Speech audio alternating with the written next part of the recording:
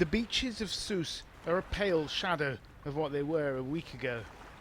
The loungers dotted sparsely with sunbathers. There are still some tourists here. Not many, but some.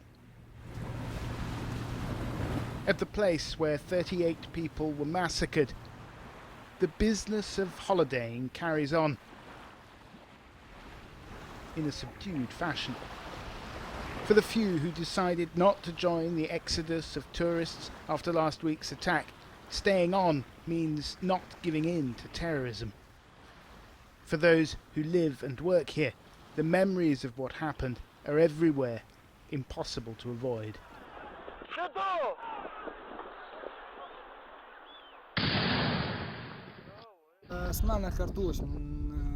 We heard some shots. I opened the gate. I couldn't believe what I was seeing. He was smiling. As he killed people, he was laughing. Hamza Hamzawi was terrified. He works at the hotel next door, but instead of hiding, he confronted the killer. Here he is, in the red t-shirt, running across the terrace. He risked his own life to save those of 4 tourists on the beach. I brought them to the reception and hid them out of harm's way. I'll never forget it. God gave them a new life.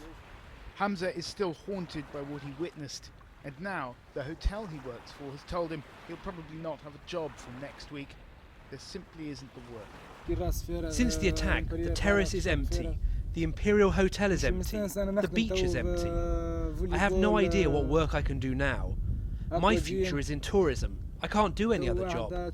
But there is no more tourism in Tunisia. Everything is lost. It's quite obvious that this place depends on tourism for its very survival. But this is about more than just Sousse.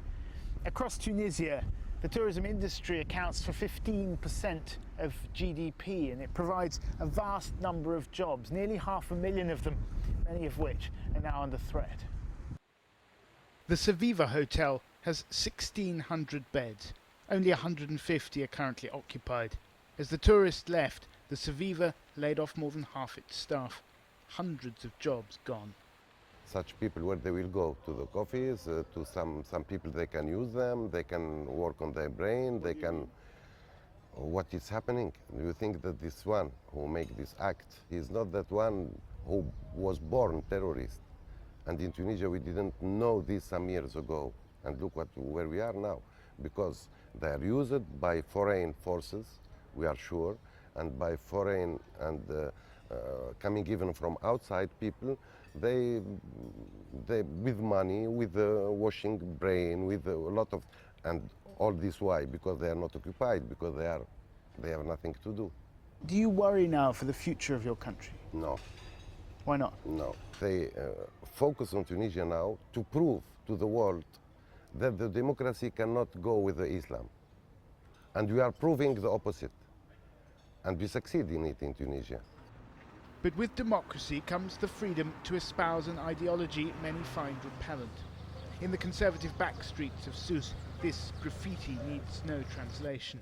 Radical Islamist sentiment is on the rise in Tunisia and has been since the revolution of 2011 toppled an authoritarian regime. Back on the beach, young Tunisians have taken the place vacated by European tourists. None of these teenagers want to become jihadists, they want to be doctors, but they are worried that fewer jobs will mean more extremists.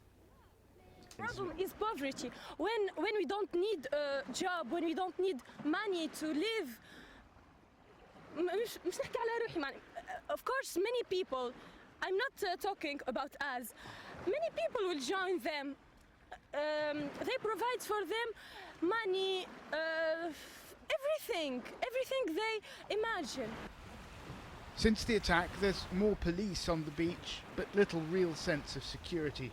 Hamza, meanwhile, soon to be out of work, can't get the events of last Friday out of his head. I am sick. I saw 38 people dead. Can you imagine? I can't just forget it. I saw people injured, people dead, right in front of me. I can't sleep at night.